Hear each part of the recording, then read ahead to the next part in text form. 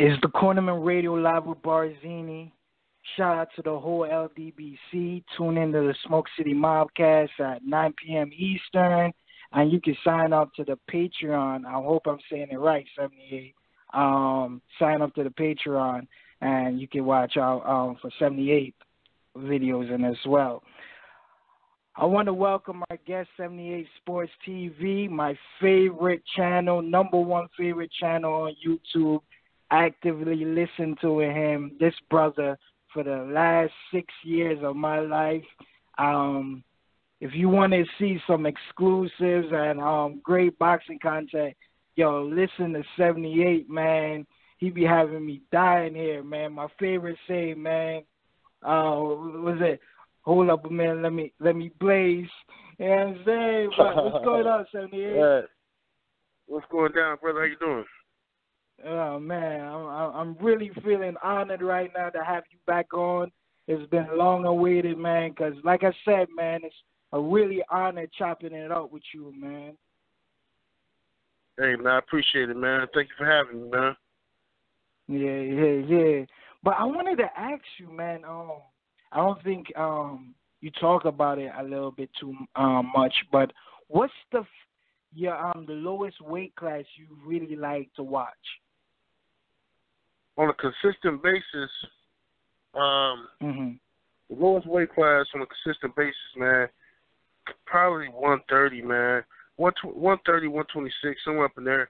When Rick and I was doing his thing, I would watch the smaller weight class, like 122 or whatever. It just depends on what fighters are down there, what type of noise they're making. But usually 130 and up is what I watch. Okay. Do you like the new guys at 122 now? Because it got some killers out there like Isaac Dogbay, Ray Vargas, TJ Downey, who's the next guy? I'm forgetting one more person for some odd reason. Oh yeah, Danny Roman. You like any of them guys? Yeah, Dogbay definitely got my attention. People tell me to check him out. I'm impressed by him. You know, got cat from the UK. Yeah, pretty good fighter, man. He got a lot of heart. He come with it. He come to fight. So I'll be checking on him. You know, whatchamacallit, Tevin Farmer. He's still down at 130, ain't he? Yeah, he's at 130. Yeah. Yeah. Tevin Farmer down there, and so I've been waiting on Tevin Farmer and Tank Davis to fight, but Tank, he moved up to 135. He still don't act like he want to fight Tevin Farmer for whatever reason. You know what's so funny about that as well with Gervonta and Tevin Farmer? I like Farmer.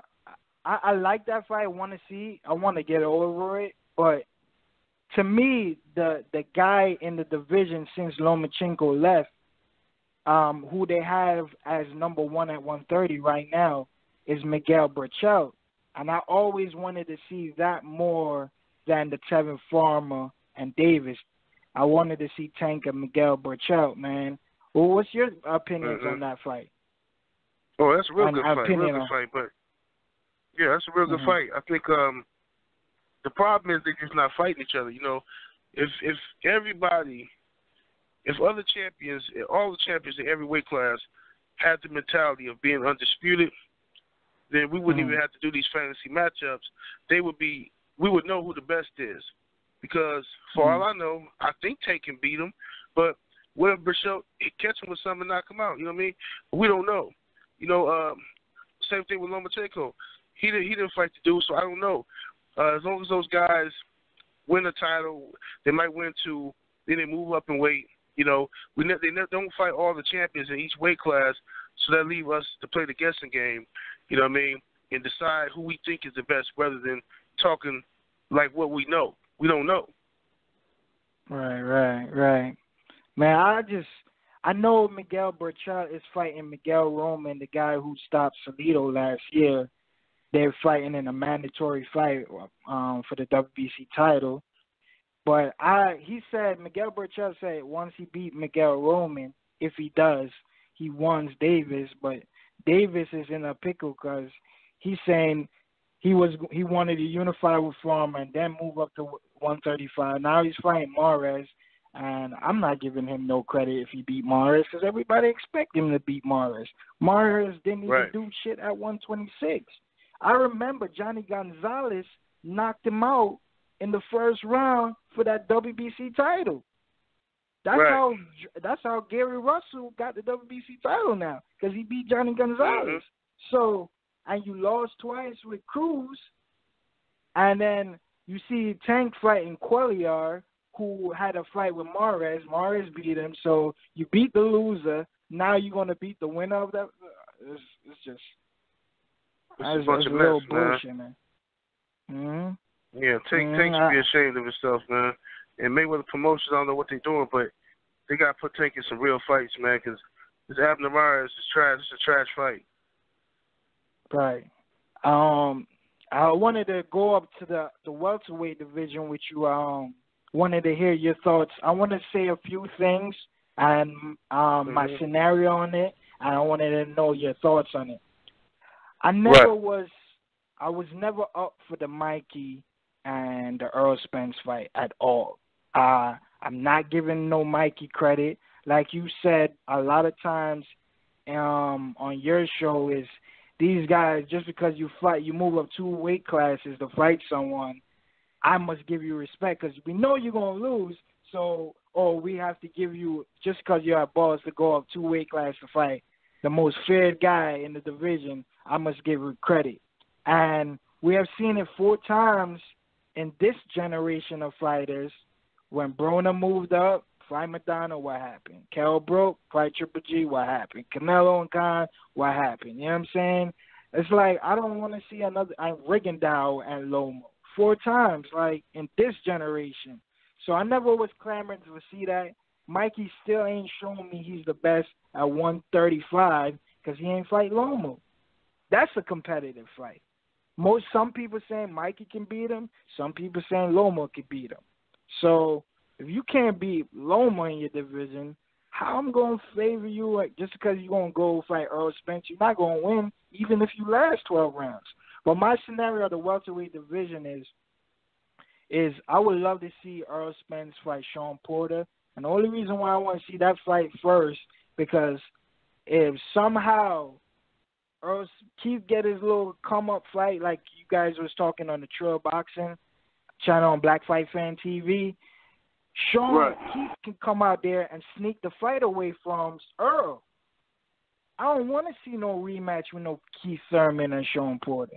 I want to see something new, something we can get rally from with Earl and Shawn. That's why I don't want to see Mikey and Shawn first. Let Earl fight Shawn, and then we can, whatever the case might be. But a fight, if Mikey really want to fight a champion, I think he should fight Keith. And the only reason why I said the Keith thing, because we don't know what kind of fighter Keith Thurman is in today. In 2018 and 2019, we don't know what kind of fighter Keith Thurman is right now. With these 3 injuries, shoulder, elbow, and the hand, I don't know, man. So I think that's a more competitive fight for Mikey. And Keith likes fighting them little guys, man. The shit he said about Crawford. Matter of fact, those are the 2 fights I would want to see for Keith Thurman of 2019. Fight Mikey first. Let Earl fight Shawn. And then since Crawford looking for a name and Keith like fighting little guys, fight Crawford. You said that he ain't no real welterweight. Anybody in the world can beat Jeff Horn, and he ain't beat nobody. So let Crawford need a name to sell for the Earl Spence fight. Or Earl Spence said he said in the conversation in the post fight, he said, man, when Keith come back, people gonna clamor for that fight than the Crawford and Spence. So we want to solve this issue. Let Keith and Crawford fight each other. The winner gets Spence. Well, what's your take on that whole scenario? Hey, man, I agree, man. I think, my take is a little different, though. I think I don't want to see Mikey versus Earl. Right, I don't think it's the time for it. To me, Mikey, he got 2 belts at lightweight. He should be trying to get those other 2 belts at lightweight, right? He should be focused on beating Lomachenko and becoming undisputed at lightweight. Then, if you want to move up and fight Earl or fight whoever is doing their thing at welterweight, cool.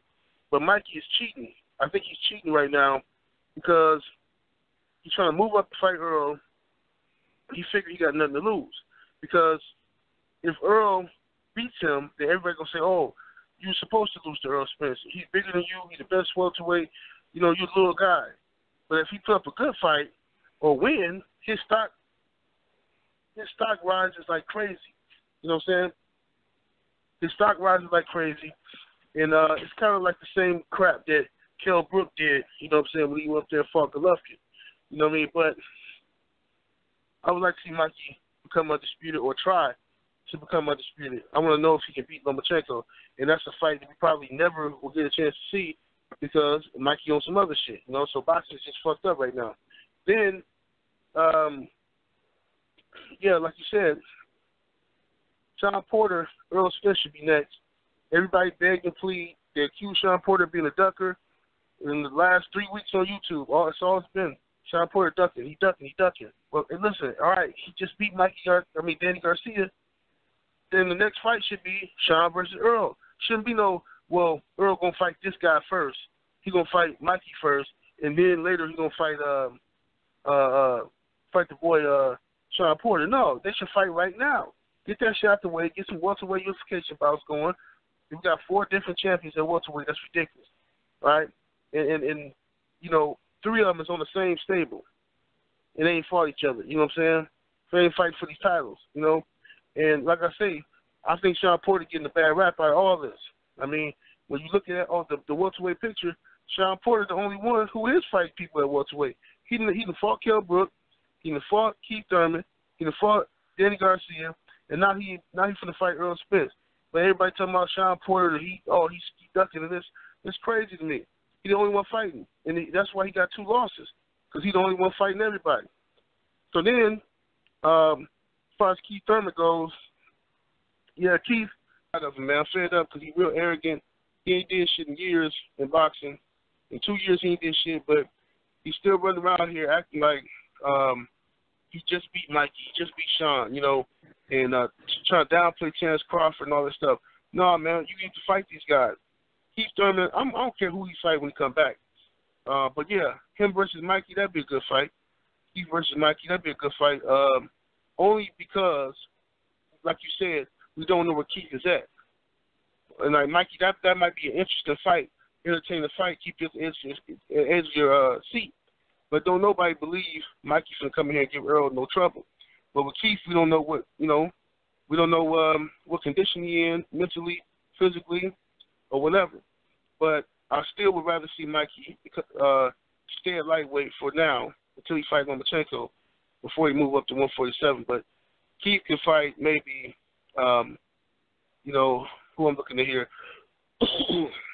If Earl fights Shawn, he should maybe try to get maybe Ugas, get this guy out the way. That's a tough fight for Keith, though, on the way back.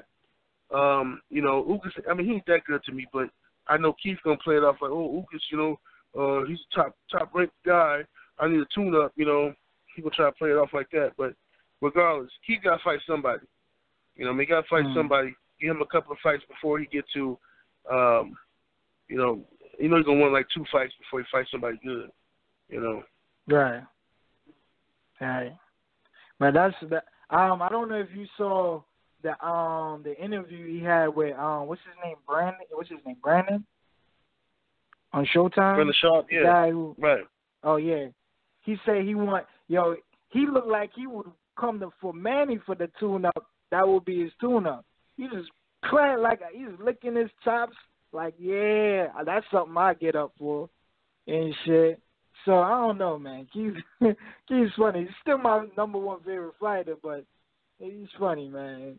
But I feel like with the Ugas situation, man, Ugas got 3 losses. He lost to Mermam and he lost to 2 other guys. I really want to see Ugas beat like a Jesse Vargas. They're highly ranked in the WBC and the IBF. Ugas is ranked number 1 in the IBF. Jesse is ranked number 2 in the IBF. Same with the WBC. Ugas is number 1. I think Jesse might be number 2 now. I think they should fight for a title eliminator since we know Keith ain't going to fight Earl next year. Earl gets Spence-Porter out of the way and take over and take a mandatory situation or the winner of Ugas and Jesse Vargas. Well, what's your thoughts on that? Yeah, I ain't mad at that scenario at all. You know, Ugas, yeah, that's a good. And let me know if my phone starts cracking up on you. Okay. Yeah, but I'm not mad at that fight at all. I think, yeah, Ugas and Vargas or something like that is cool. You know, Ugas does need a good win because if any of the top guys, if any of the top guys beat him right now, they ain't gonna get no credit for Ugas. You know, they're gonna say, who is Ugas beating? He already got 3 losses. It's just gonna be a waste of time fight. So, you know, maybe keep Thurman, you know, because Thurman been gone for so long, but I see Ugas right now as an easy touch for any of the top guys at 147. Right. I don't even believe Keith. He look like he don't even want to fight a guy like Ugas for his tune-up. You know what I'm saying? He really wants somebody like Lopez or Sammy Vasquez or Victor Ortiz or a John Molina guy. And I don't really believe that Keith want to have some kind of challenge, plus a southpaw who's very tall for his first fight coming back. But I thought with a perfect scenario, get his little tune-up, whoever that is, and fight Mikey and Crawford because Crawford really needs a name, man. Him fighting Benavidez and that Russian guy, that Ukraine, I don't want to misquote what country he's from, but that Russian guy Bob Arum got, those are the 2 fights for Crawford, and then they said Carlos and Adams on Top Rank. Like, those are really horrible names for Crawford at the level he is right now, a pound for pound #1 fighter. If anybody should get a name, man, give Crawford one. Sure, right. Keith don't look like he want to fight Earl. He already downplaying him. So get him a big fight before then, and then fight Crawford since he think he's a little guy. He don't belong here. You know what I mean? What's your thoughts on Crawford and Keith Thurman? Because I saw even the boxing clinic was saying, man, looking what Keith said when Keith liked fighting them guys. Even you said it. You said he liked fighting American, Danny. When them guys jumped up, he wanted to welcome to the welterweight division. So, right. But, you know, I was thinking if Keith was the same fighter to come back or even better, CJ didn't ever made me come to this conclusion, but I thought that, yo, man, I really believe Keith can probably maybe beat him. Not coming back, but if Keith can be the same fighter we known him for or even better, I think if anybody can beat anybody, I think Keith can beat Crawford. Because stylistically, Crawford might favor Keith's style even more. You know what I mean? What's your thoughts on that? Yeah, Crawford and Keith is a good fight. And I don't like Keith's attitude, how he been handling himself. You know, Keith did a lot of talking. I was interviewing Keith Thurman back in 2013, all the way up until maybe 2016. I think I stopped talking to him. But he had this hunger, this drive to prove he was the best. He wanted all the smoke with everybody, and I supported that, man. I was riding with the dude, man. And then he just switched up. As soon as he got in position to get these belts, man, and Floyd retired allegedly, Keith Thurman just switched up and started acting like he was Mayweather, and everybody got coming to him, and he being assholes to the fans and shit like that. And now he's switching up with Crawford, talking about Crawford got to prove himself. Like, dude, Crawford is the #1 pound fighter in the sport. and if you just or at least number 2, if that's what you're gonna say.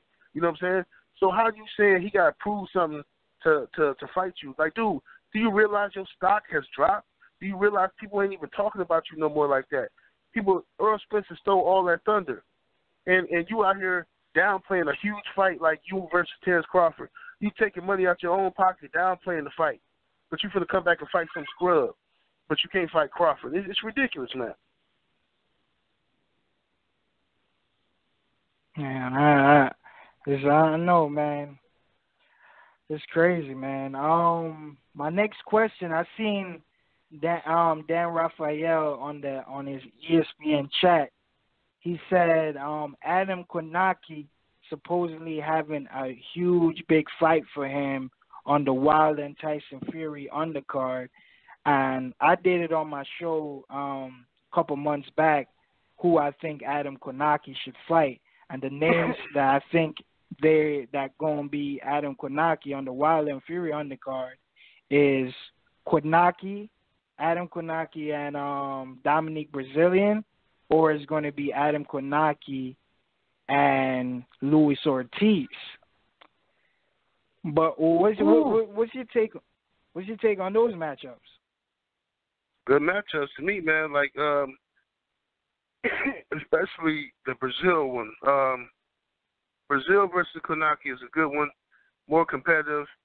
I think Ortiz just smashed Kownacki right away because of Kownacki style, man. He a body puncher. He come in, try to get in close. Ortiz gonna line him up and tap him and get rid of him. But I think Kownacki versus Dominic Breazeale is a real good competitive fight. They both got dog in them. They both like to get down in the trenches, man. I think that's a good fight, man. I hope they do that. You know what I'm saying? I hope they do make that fight. I think it'd be entertaining for everybody. It'll bring some, it's a good matchup to have as like maybe the first fight on the card or something. That's if Keith Thurman come back and fight on Wilder's undercard like they asking him to do, but I don't know if he's going to do it. But because if Keith Thurman come back, then he got to be right before the main event. So Adam Kownacki versus Breazeale, I fucks with that one. If it's Ortiz, it's a good fight too, but Ortiz gonna smash him, and it doesn't do anything for Ortiz as far as getting him closer to a rematch with Wilder or a fight with Joshua. Ortiz need a bigger name. You know what I'm saying? Ortiz need a bigger name. Maybe even Ortiz versus Breazeale be good, but Breazeale, I doubt Breazeale fight Ortiz because he figure he already in prime position for the Wilder fight. He ain't gonna risk it by fighting Ortiz. So that's the state of boxing we in right now. Yo, I did that. Since you talked about Dominic Breazeale and Luis Ortiz, I did that like a couple months back. I did a video. I was like, man, Dominic Breazeale and Luis Ortiz would be such a beautiful fight, man. Like another 6-7 fight. I think Ortiz, remember when he had that 6'7" guy he fought before he fought Wilder in December? I was like, man, if that was Breazeale, that would have made the Wilder and Ortiz fight even much huger when if Ortiz did beat Dominic Breazeale. But to make that fight, man, now I can say, yo, you are real mandatory. You deserve the Wilder fight, Brazilian, hands down to you. Because I know I would have rather seen fight Dylan White, but Dylan White don't look like he want to fight him. I'm hearing he might fight Chris Desor in December 16th or something, or 22nd. So it's like Dylan White don't want to fight him. So the best fights for Dominic is either Ortiz or Kownacki. And like you said, and like I believe, he ain't going to want to step in with Ortiz because he might lose his mandatory position. Kownacki might give him a good fight. You could say Kownacki's a top 10 heavyweight, but he won't. It's not a big risk for him to lose that fight. So, but if they made Ortiz and Brazilian, what's your thoughts on that one? Yeah, that's a good one too. That's Ortiz versus Breazeale is a very competitive fight. I think Ortiz beats him, but it's a closer fight. It's a closer fight because Breazeale got a lot of heart, man. He come to fight. I mean, we say we want to say about Breazeale, but he do come to fight, and he believes in himself, man. So I think that if Ortiz got to be on top of his game, got to get rid of this guy, because if he finds himself in a shootout with him, Breazeale got a chance to beat anybody, you know, because he got good recovery time. Right, man. I would love to see Brazilian fight guys like that, man.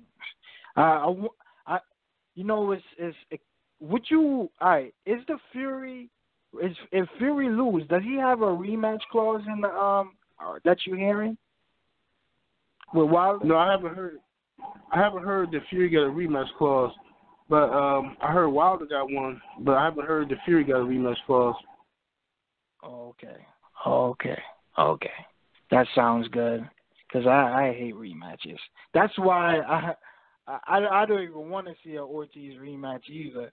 I'm hoping one of these guys like Adam KOWNACKI or Brazilian can beat him, or even Dylan White, so we don't have to see an Ortiz rematch or a Fury rematch, you know. But my next question for you, 78, man. What's your take on in the junior middleweight division? I know you ever said, like, you did an excellent video of the top 10 best fights you want to see in 2019. Which one would you rather see first in the junior middleweight division? Jarrett Hurd and Jaime Munguia, or Jarrett Hurd and JERMELL CHARLO? Which one you want to see first? Because you said you want to see the both of them next year. Yeah, I think Hurd versus Charlo is must see. I think I would rather see that one first to get that one out the way, because I think this, even all right, if Hurd beats Charlo and he fights Munguia, it's going to be an even bigger fight because of the style matchup. If Hurd loses to Charlo, he can still fight Munguia because of the stylistic matchup. It's just a good stylistic matchup. But yes, I would rather see the Charlo fight first, because I think it make more sense, and I think it'll satisfy the fans. You know what I'm saying? And plus, if you run the risk of, it's a little politics involved in this decision, but if Hurd fights Munguia first and he loses to Munguia, Golden Boy gonna have two of the belts, and they're gonna play fucking games, and they're not gonna fight Charlo right away. You know what I'm saying? So I think his best bet is to fight Charlo first. Now, here's my thoughts on this, man. The reason why I wanted to see Munguia and Hurd first, because Munguia is not signed the Golden Boy promotion. He signed the Zanfer promotion.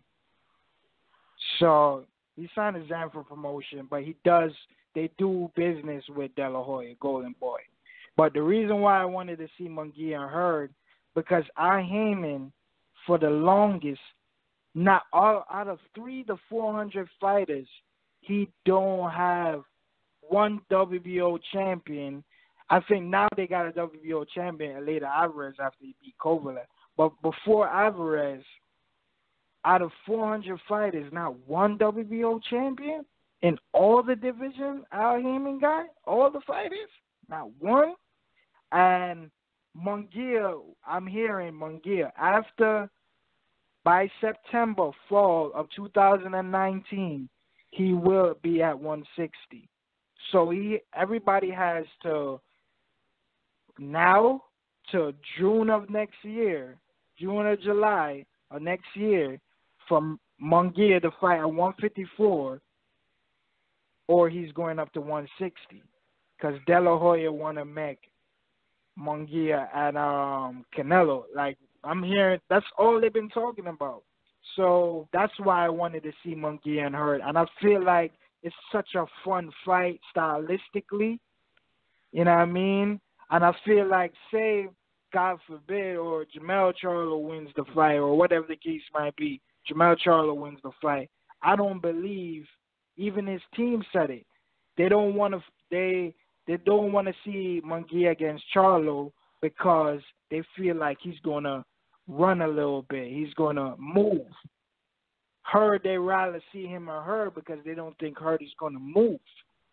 So that's why I wanted to see that fight first. You know what I mean? But that's my opinions on that. My next question, man, for you, 78, man. What's your take on the 175 division now, since later Alvarez beat Kovalev? I think at this point we still don't know who the best 175-pounder is. Once again, because these guys really ain't fighting. By next year, hopefully we got a better look at it, a better picture, clearer picture of who is the best. You got Adonis Stevenson still out there holding the WBC title, and you got later Alvarez holding, what's that? What do you got, the WBO? Who? Alvarez. What do you got? Yeah, WBO. He got a WBO. Yeah, Alvarez got the WBO. And then you got Beterbiev out there, and then you got Bivol. So when them guys fight, we'll know. But I think the best one out of all of them right now is between. Well, actually, you got too. You got Alexander Vostik. He's pretty good too. But I think the best one out of all of them right now is either Eleider Alvarez or Dimitri Bivol. But they got to fight each other for us to see. Because, Stevenson just ruined his fucking career, in my opinion. Like, this dude, he ain't fought none of these young killers, man. He ain't fought none of the dudes. He didn't fight Cole. He let Kovalev lose 3 times. He didn't get one lick in. You know what I'm saying? The dude's just crazy, man. Shit just crazy. Oh, man. See, but he's fighting one killer now, December 1st. He's fighting Vostik. So. Yeah, I heard, yeah. So that's a good one. I just don't really think highly of Vostik because he's been struggling with guys who's not even top 10, like heavyweights. You know what I mean?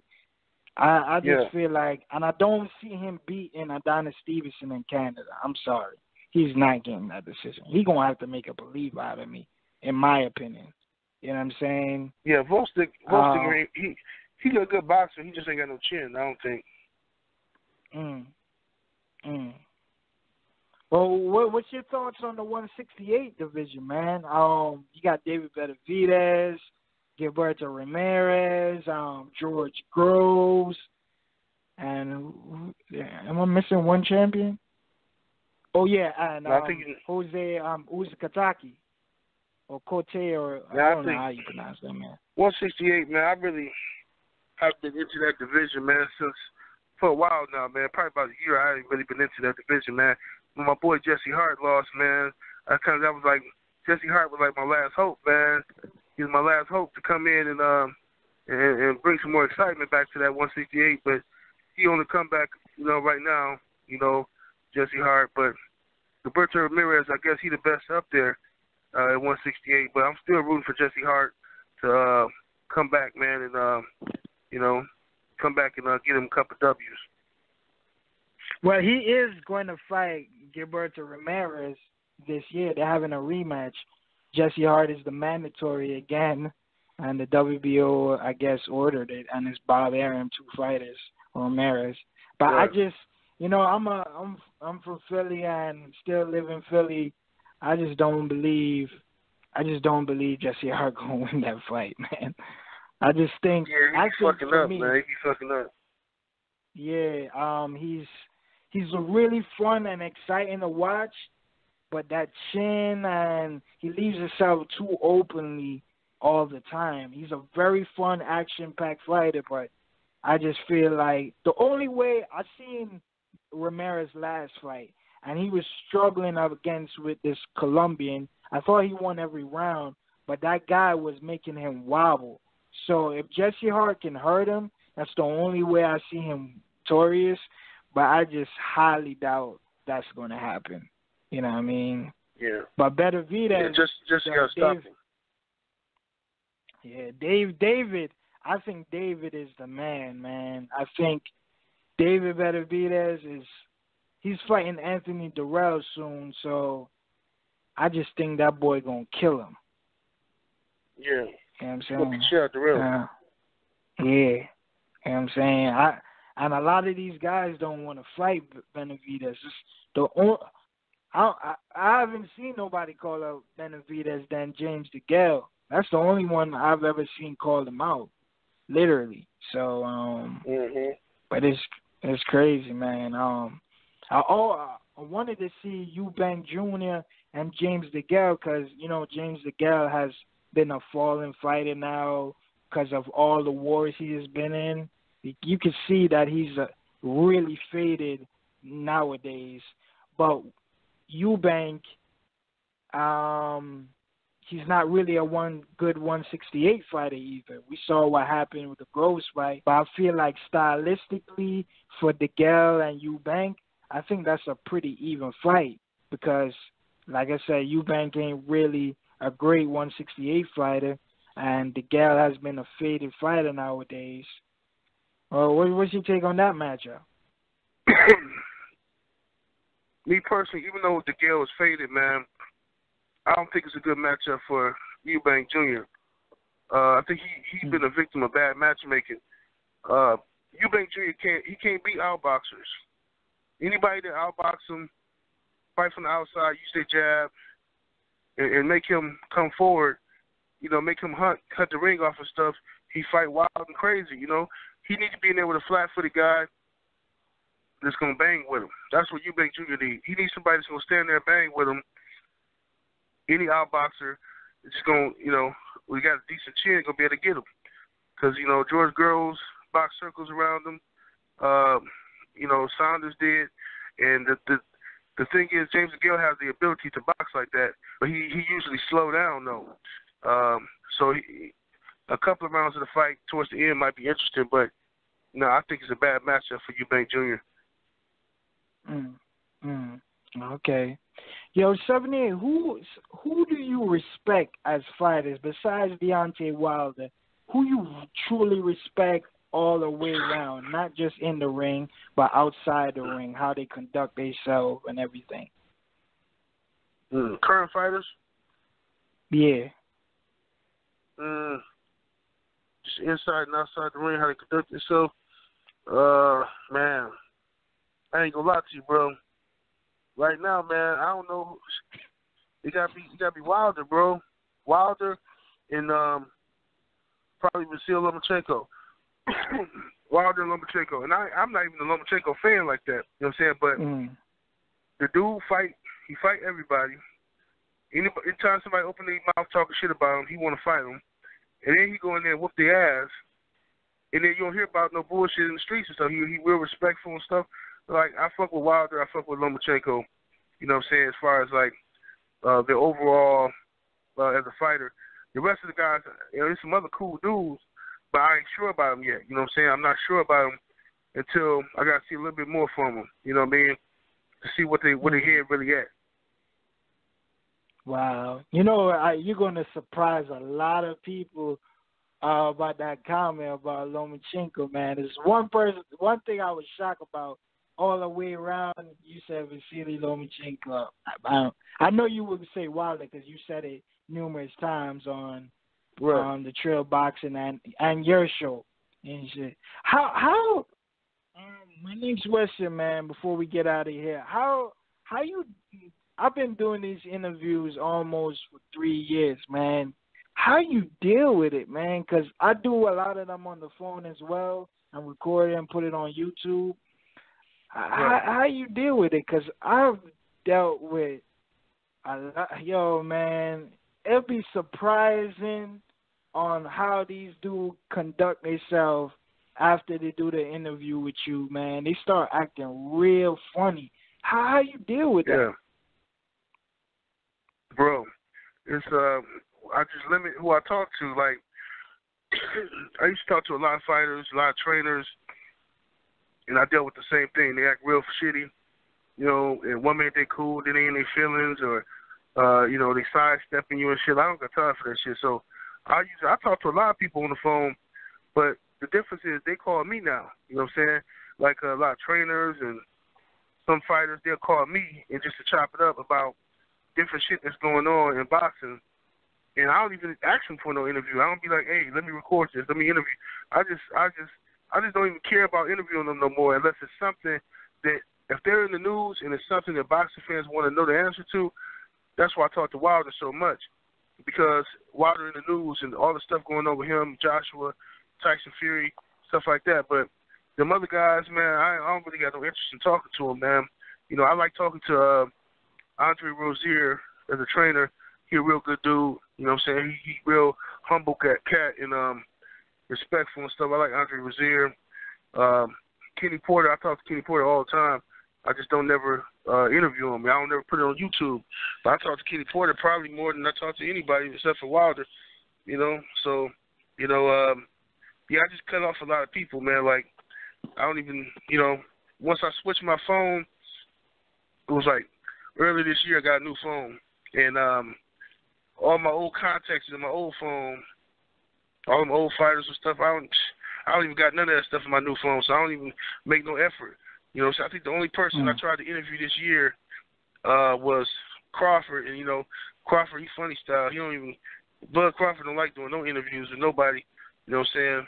So he funny style like that. He pretty much got to be forced to do an interview or something, you know. Oh, wow. Wow. It's crazy, man. Mm-hmm. You know, I was raised in Philly, but I was born in Omaha, Nebraska, man.